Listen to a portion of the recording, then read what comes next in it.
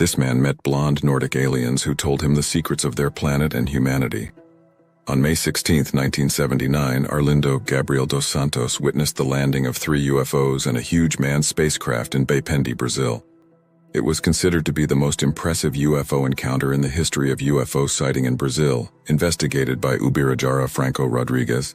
The story started when Santos went out hunting with his 2 friends, José de Silva and Oliveira Prudente, in the morning.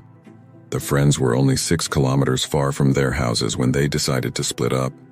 Santos had a cheap camera and his hunting weapon. After a while, he spotted strange objects that had landed near his location.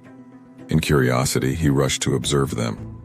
According to Santos, the bigger UFO was about 10 to 12 m in diameter and 8 m high, in addition to an unusual spike that increased it by another 5 meters. When the first UFO cylindrical in shape arrived, Santos managed to take photos of the object, but when the other 2 UFOs landed near the first one, he got frightened and tried to escape from the landing place. I went through the woods, across a valley, and into a field when I saw an object that came down in the middle of the field. It was white and shaped like a post, about 2.5 palms wide and 1.5 meters tall. On top of it was a sphere that blinked red and white. I took my camera out and took a photo of it. Suddenly it vanished before my eyes. I walked on, and when I got to the spot where it landed, a second object came down. This one was shaped like a top and had like a little fan turning around on top of it. It was shaped like a spear on the bottom, and that stuck in the ground.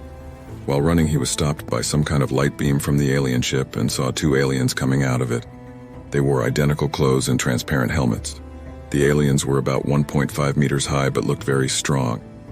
They had big eyes, short standing hair, wide but flat noses, round faces, thin lips, and small ears.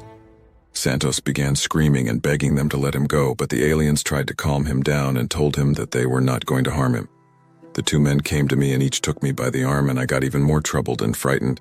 I said to them, "For the love of God, let me go." And they replied, "In God we are all brethren. We don't hurt anybody. We only want some information." After that, the aliens took Santos to their ship. He noticed the UFO door with a 4-step ladder, and there was another alien standing there who asked him if he had seen Zerka coming down to the earth. He said no. "What is a Zerka?" Then the alien explained to him that it was a device for communication. Finally, the beings took Arlindo inside the spaceship. Santos explained the inside atmosphere was completely strange. It was colder than outside and smelled like dust.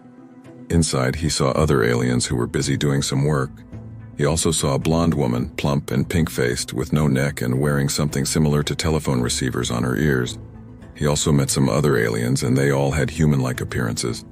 The female alien gave him some information about the sun, moon, earth, and her civilization on the TV-like screen. She said, "Here's the earth, the sun, and the moon, and the earth turned and turned in the picture until it vanished. Everything got dark. Then a little spot appeared at the top left and grew larger and larger until it was about 3 centimeters long. This was their country. This is where we are.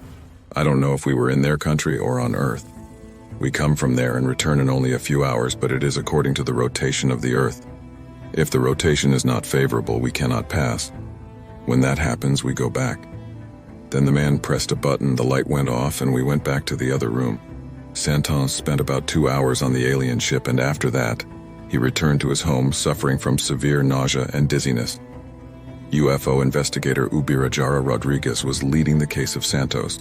When he asked about the camera that Santos had used to take UFO photos, it turned out the camera was burnt. Anyway, Santos had a video recording and he gave the copy to Rodrigues. After analyzing the video, he and another UFO research group went to search the area where Santos had seen the UFOs. Rodrigues found Santos's bag, which he had lost during the incident. The bag was chewed by some animal and also had some strange printing like hieroglyphics which had not been there before. Those hieroglyphics were never decoded. Santos also said that white spots on his body that used to itch in his childhood suddenly disappeared after his encounter with aliens. The retired judge of Baependi, Antonio José Levenhagen, said, "I have known Arlindo and his family for many years. They are good people.